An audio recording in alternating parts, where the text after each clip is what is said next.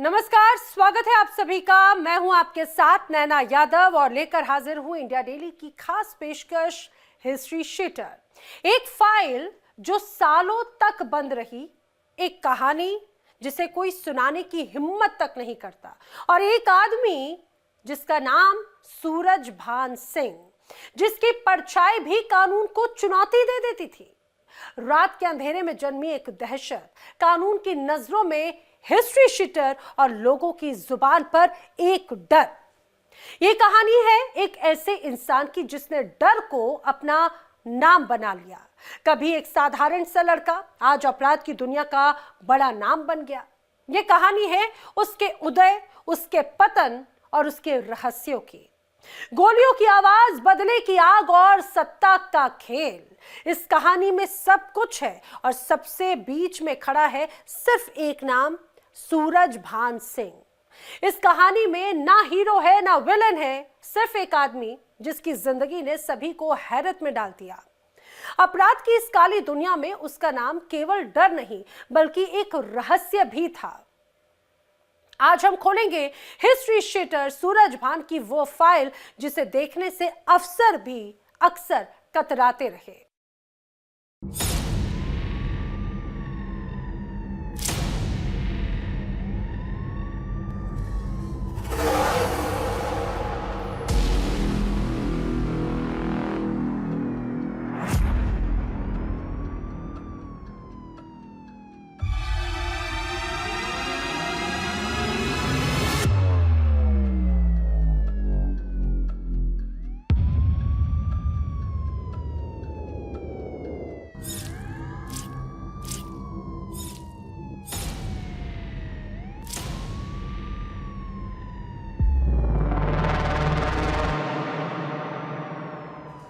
वो जहां से गुजरा वहां सन्नाटा भी डर से कांप उठा। सिस्टम के लिए वो एक केस फाइल पर लोगों के लिए एक चलता फिरता खतरा। कानून उसे पकड़ने की कोशिश करता रहा और वो कानून की परछाई से भी तेज निकल जाता।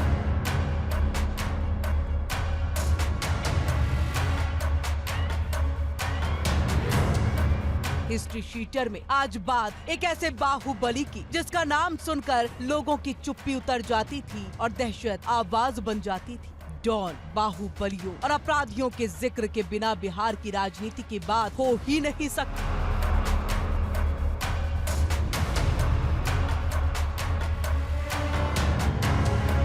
बाहुबलियों के बिना बिहार की सियासत अधूरी है। कहा जाता है कि बिहार की सियासत लंबे समय तक नेता और बाहुबली से बनी धुरी पर ही घूमती रही।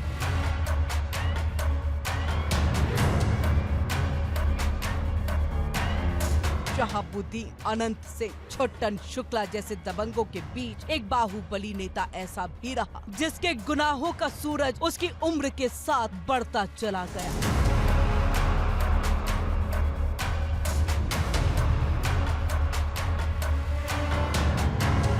5 मार्च 1965 को गंगा किनारे बसे पटना जिले के मोकामा में जन्मे सूरजभान सिंह ने कम उम्र में बाहुबली का मुकाम हासिल कर लिया।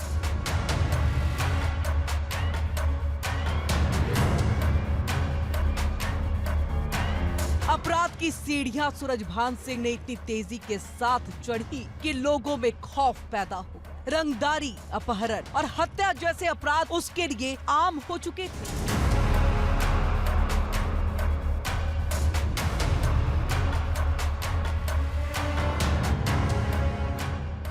सूरजभान की जो अपनी पकड़ थी उस क्षेत्र के अंदर बहुत ज़्यादा थी, क्योंकि वो लोगों की इनडायरेक्टली बहुत मदद करता। शादी ब्याह, पैसा खर्च करना, आना जाना, उनके साथ रास्ता बना के रखना, उनके सुख दुख में खड़े रहना, यही वजह थी कि लोगों का झुकाव, वो निर्दलीय होते हुए भी वो बहुत बड़े मार्जिन से अपने प्रतिद्वंदी के खिलाफ इलेक्शन जीत गए और राजनेता बने।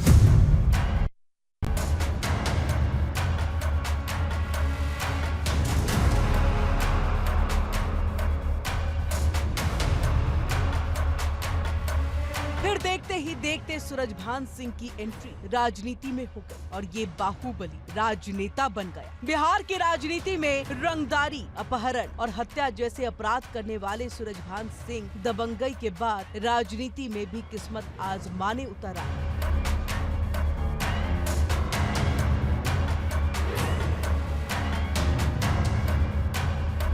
मोकामा की छोटी गलियां अब उनके अपराध के लिए संकरी पड़ने लगी तो उसने पूरे बिहार को अपना निशाना बनाना शुरू कर दिया।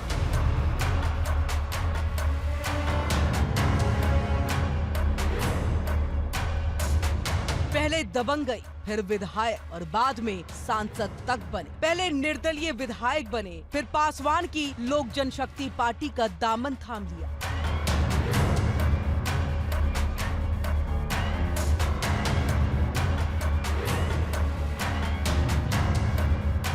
बिहार के मोकामा का नाम आते ही राजनीतिक सरगर्मी बढ़ जाती है। ये वो इलाका है जहां बीते 3 दशक से बाहुबलियों का साम्राज्य है। कई बाहुबली पहले अपराध की दुनिया का सिरमौर बनते हैं, फिर बाहुबली की हनक के सहारे राजनीतिक सफर तय करते हैं। क्योंकि उनको पता था कि यदि ताकत प्राप्त करनी है, बाहुबली बनना है और उसके लिए राजनीतिक ताकत की बहुत ज़्यादा ज़रूरत है, इसलिए उसका झुकाव राजनीति की तरफ हो गया। उसने कई जन स्वराज पार्टी को ज्वाइन किया, उसके बाद नीतीश कुमार से भी उनके कांटेक्ट में रहा और तमाम मंत्रियों नेताओं के कांटेक्ट में रहा। इसलिए उसको लगा कि राजनीति में जाने से उसकी जान भी बच जाएगी, पैसा शोहरत भी आएगा, इसलिए राजनीति की तरफ उसका झुकाव हुआ।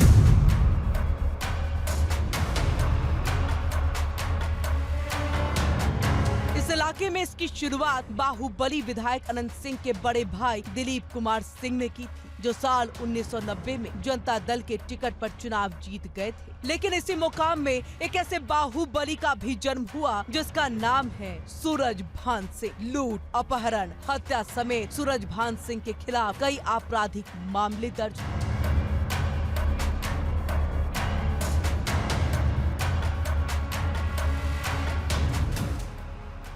बिहार के मोकामा जिले में सूरज भान सिंह का जन्म एक किसान परिवार में हुआ था। पिता मोकामा के ही एक कारोबारी की दुकान पर नौकरी करते थे और बड़ा भाई फौज में था। सूरज भान के पिता चाहते थे कि लंबी कद काठी वाला उनका छोटा बेटा भी फौज में ही बहाल हो जाए, लेकिन उसके माथे पर जुर्म की दुनिया का बेताज बादशाह बनना लिखा हुआ था।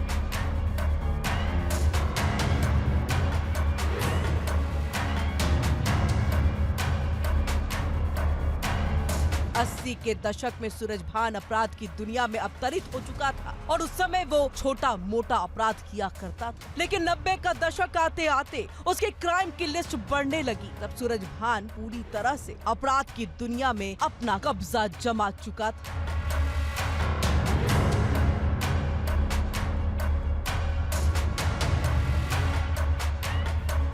जानकारों के मुताबिक उसे आगे बढ़ाने वालों में 2 लोगों का नाम प्रमुख आता है। पहला है कांग्रेस के विधायक और तत्कालीन मंत्री श्याम सुंदर सिंह धीरज और दूसरा अनंत सिंह के बड़े भाई दिलीप सिंह का। इन दोनों की सरपरस्ती में सूरज भान सिंह ने अपराध की सीढ़ियां चढ़ी। फिर बाद में दोनों के बीच अनबन हो गई।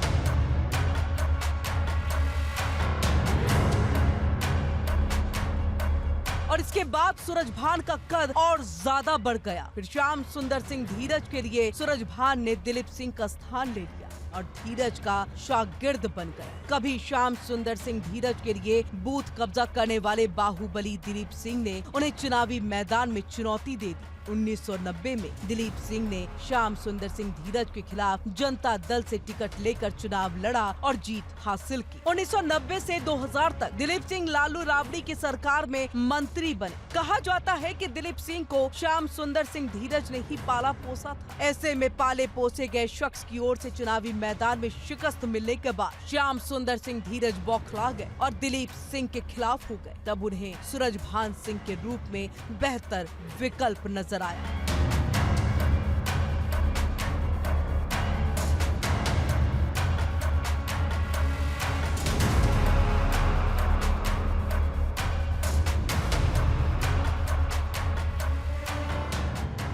सूरज भान सिंह ने श्याम सुंदर सिंह का हाथ जरूर थाम लिया था, लेकिन अब उसके सपने और भी बड़े हो चुके थे।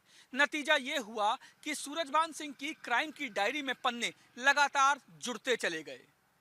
सियासी सरपरस्ती में सूरज भान सिंह का कद गुनाह की दुनिया में लगातार बढ़ता जा रहा था। इसी बीच 1995 में मई का महीना आया। 5 मई 1995 को बेगूसराय के हाजीपुर इलाके में अशोक सम्राट का एनकाउंटर हो गया। अपने सबसे बड़े दुश्मन की मौत के बाद तो मानो सूरजभान सिंह को ग्रीन सिग्नल मिल गया। उसी साल दिसंबर 1995 में पूर्णिया आर्म्स ड्रॉप कांड हुआ था। पूर्णिया के ज्वालदा में विमान से AK-47 गोला बारूद के अलावा तमाम हथियारों की बड़ी खेप गिराई गई। उसी ड्रॉप के दौरान सूरजभान सिंह के हाथ AK-47 लग गए। उस दौरान सूरजभान सिंह को श्री प्रकाश शुक्ला जैसे सरगनाओं का साथ मिला और बुलेट के दम पर सूरजभान बिहार के सबसे बड़े बाहुबलियों में शुमार हो गया।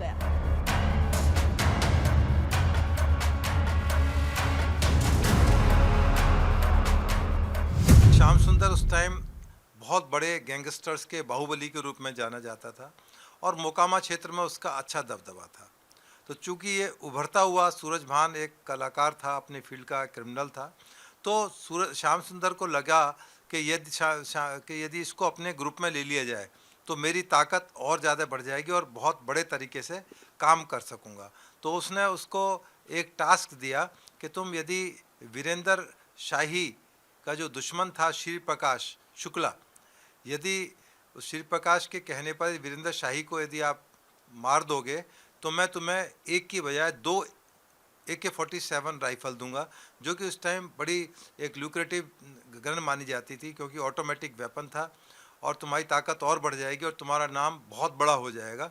तो इस लालच के अंदर श्याम सुंदर ने उसको अपने गिरोह के अंदर ले लिया और उससे तमाम एक्सटॉर्शन, मर्डर, जितनी भी तरह का अपराध था उस क्षेत्र के अंदर उसने लिया और बल्कि धीरे धीरे वो राजनीति की तरफ भी उसका झुकाव। सूरजभान सिंह की क्राइम फाइल। जनवरी 1992 बेगूसराय के मधुरापुर में रामी सिंह की हत्या हुई। हत्या में सूरजभान सिंह का नाम सामने आया। लोअर कोर्ट ने आजीवन कारावास की सजा सुनाई। 3 जून 1998 पूर्व मंत्री ब्रिज बिहारी प्रसाद की हत्या हुई। पटना के अस्पताल में टहलने के दौरान हादसा। 6-7 हमलावरों ने ताबड़तोड़ गोलियां चलाई। हत्या में सूरजभान सिंह का नाम भी जुड़ा। बतौर शूटर श्री प्रकाश शुक्ला का नाम भी आया। साल 2009 निचली अदालत ने आजीवन कारावास की सजा सुनाई। बाद में सूरजभान सिंह को बरी कर दिया गया। साल 2003 मोकामा के उमेश यादव का दिन दहाड़े मर्डर। उमेश यादव की गोली मारकर हत्या कर दी गई। सूरजभान सिंह पर भी हत्या का आरोप लगा। इस मामले में सूरजभान को बरी कर दिया गया। जनवरी 1992 में बेगूसराय के मधुरापुर में रामी सिंह की हत्या हुई। इस हत्या में सूरजभान सिंह का नाम सामने आया और लोअर कोर्ट ने आजीवन कारावास की सजा सुनाई।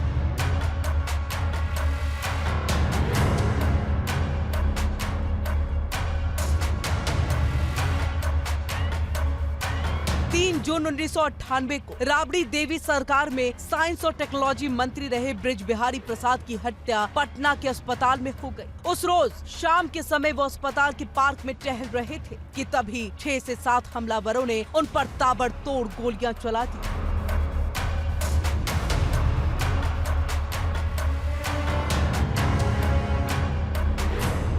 इस हत्या में सूरजभान सिंह का नाम भी जुड़ा। गोली चलाने वालों में गोरखपुर का नामी डॉन श्री प्रकाश शुक्ला का भी था। साल 2009 में निचली अदालत ने सूरजभान सिंह समेत सभी आरोपियों को आजीवन कारावास की सजा सुनाई।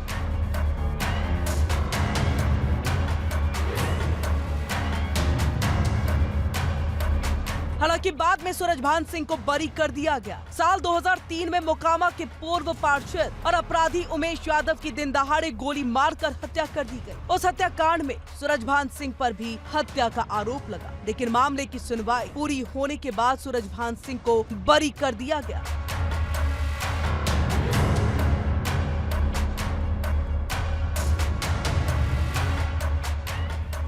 एक वक्त था जब कहा जाता था कि बिहार में 2 ही चीजें फेमस हैं, एक लालू और दूसरा समोसे में आलू। लेकिन एक नाम और था जिसकी तपिश से बिहार कांप उठता था। अपराध, जुर्म और सियासत को तो उसके नाम का पर्यायवाची समझा जाता था और वो जहां खड़े हो जाते थे क्राइम वहीं से शुरू हो जाता था। ऐसे कई बाहुबली हैं जो अपराध की दुनिया से सत्ता के शिखर तक पहुंचे। अपराधियों के नेता बनने की लिस्ट इतनी लंबी है कि अब शायद ही किसी को अफसोस होता हो। बिहार के बाहुबली डॉन सूरजभान सिंह इसका जीता जागता उदाहरण है। अनंत सिंह से दुश्मनी के चलते सूरजभान सिंह हमेशा सुर्खियों में बने रहे। सूरजभान अपने समय में दबंग हुआ करते थे। कहा जाता है कि उनके गुर के इशारा मिलते ही बड़े से बड़े अपराध को चुटकियों में अंजाम देने को तैयार रहते हैं।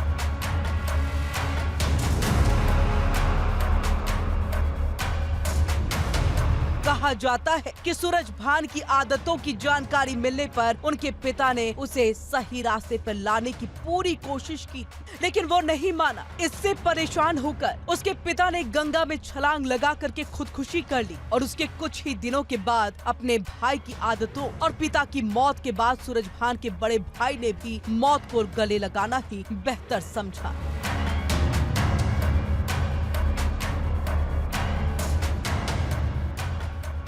सूरजभान का बिल्कुल एक किसान परिवार से संबंध था। बिल्कुल मोकामा के एक छोटे से गांव के अंदर उसके पिता, उसका परिवार खेती करते थे, छोटी मोटी ज़मीन करके अपना घर का गुजारा करते थे।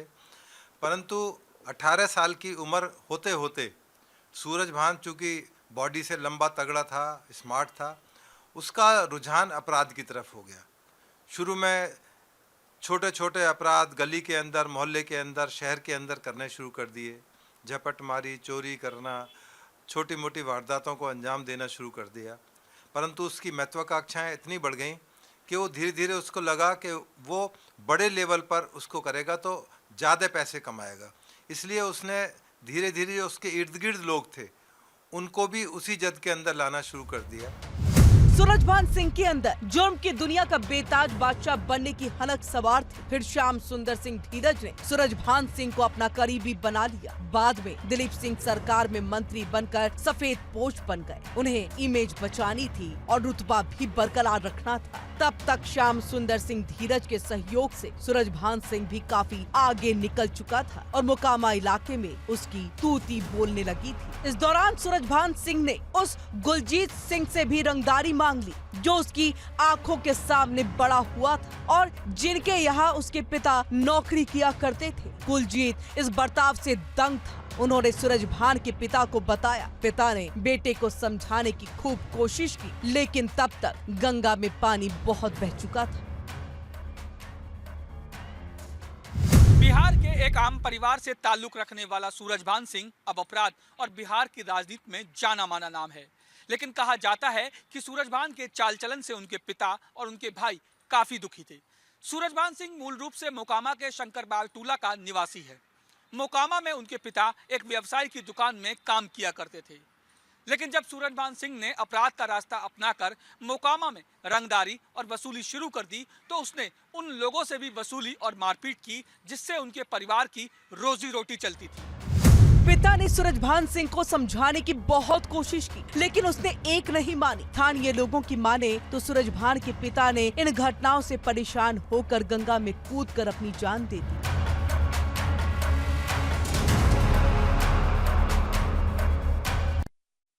इस घटना के कुछ दिन बाद सीआरपीएफ में कार्यरत उसके इकलौते भाई ने भी आत्महत्या कर ली। सूरजभान सिंह मोकामा में उस वक्त छाया जब उसका सामना उत्तर बिहार का डॉन माने जाने वाले अशोक सम्राट से हुआ।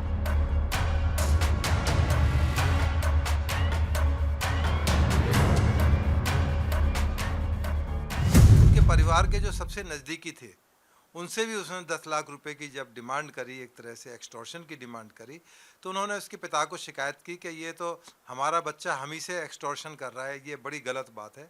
तो उसके पिता को ये बात बहुत चुभी। उसने सूरजभान को बहुत उल्टा सीधा धमकाया कि तुम परिवार की इज्जत खराब कर रहे हो और हम लोग गांव के रहने वाले, सम्मान हमारे लिए बहुत बड़ी चीज़ होती है, आप अपने आदमी से 10 लाख रुपए की डिमांड कर रहे हो। तो उनको बड़ी शर्मिंदगी उठानी पड़ी और कई जगह उसका जब नाम आसपास के गांवों के अंदर क्रिमिनल के रूप में, बदमाश के रूप में लिया जाने लगा, तो उनको इतनी आत्मग्लानि हुई कि उन्होंने आत्महत्या करना ज़्यादा बेहतर समझा और यही वजह थी कि सूरजभान के पिता ने और उनके भाई ने आत्महत्या कर ली।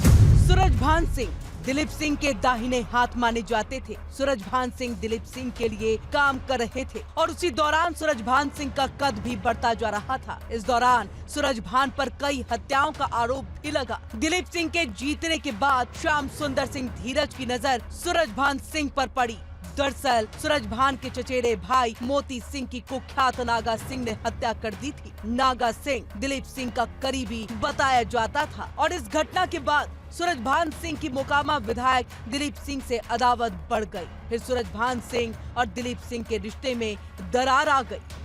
सूरजभान का परिवार अब खत्म हो गया, लेकिन उस पर इसका कोई असर नहीं हुआ। साल 1980 से 1990 के बीच रंगदारी और दहशत फैलाने जैसी छोटी मोटी घटनाओं को सूरजभान ने अंजाम दिया, लेकिन 90 के बाद सूरजभान का अपराध अपने चरम पर था। सूरजभान के गुरु थे दिलीप सिंह, जो अनंत सिंह के बड़े भाई थे। 90 के शुरुआती दौर में ही सूरजभान ने दिलीप सिंह का हाथ पकड़ लिया था, क्योंकि उस पूरे इलाके में दिलीप सिंह का सिक्का चलता था।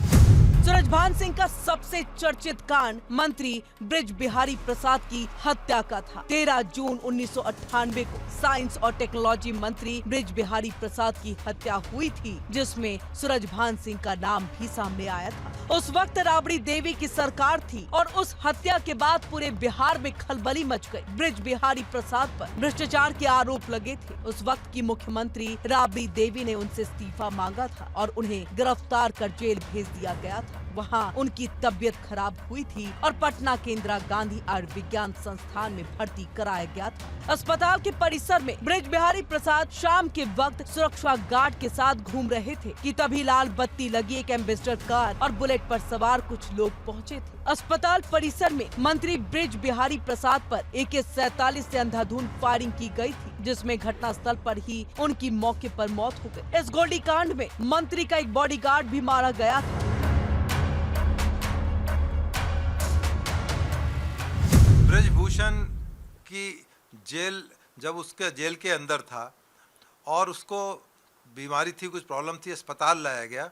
तो अस्पताल में जब वो अपना बाहर आया, खिड़की से बाहर आया, बालकनी के अंदर आया, तो ये लोग तैयार थे। इन्होंने ताबड़तोड़ उस पर गोलियां चलाई और उसका मर्डर कर दिया। तो इस तरह से ब्रिज बिहारी भी चूँकि बहुत बड़ा एक मसलमैन था, एक बाहुबली था, तो इस तरह से ब्रिज बिहारी के केस के अंदर उसको बहुत लंबे टाइम तक जेल भुगतना पड़ा। उसमें कार्रवाई हुई, तमाम तरह की जांच हुई और बल्कि बाद में जब ज़्यादा ह्यू एंड क्राई हुआ, क्योंकि उस टाइम जो राजनीतिक पार्टियां भी इस मैदान में कूद पड़ी थी, तो इसलिए उसको CBI को केस ये ट्रांसफ़र कर दिए गए। तो इसलिए उसकी जो शुरुआत की जो सज़ा है वो कन्विक्शन के रूप में केस कन्वर्ट हुआ।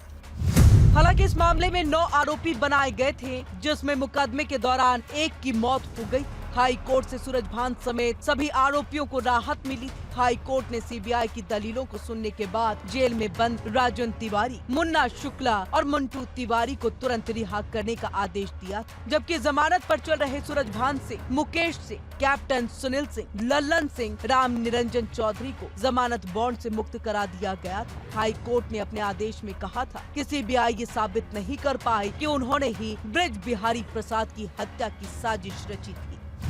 इस हत्याकांड में गोरखपुर के नामी डॉन श्री प्रकाश शुक्ला को मुख्य आरोपी बनाया गया था और इसी में सूरजभान सिंह को दूसरे नंबर का आरोपी बनाया गया। हत्या के वक्त सूरजभान बेउर जेल में बंद था और इस हत्याकांड की जांच का जिम्मा CBI को सौंपा गया।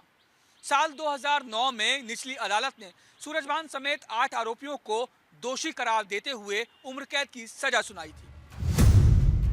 साल 2014 पत्नी वीणा सिंह मुंगेर से सांसद। साल 2019 भाई चंदन सिंह नवादा से सांसद। अशोक सम्राट ने सूरजभान पर मोकामा में हमला करवाया। इस हमले में सूरजभान सिंह के पैर में गोली लगने के बाद भी वो बच गया था, लेकिन उसका चचेरा भाई मारा गया। कहा जाता है कि अशोक सम्राट जब तक जिंदा रहा, सूरजभान सिंह मोकामा से बाहर नहीं निकल पाया था।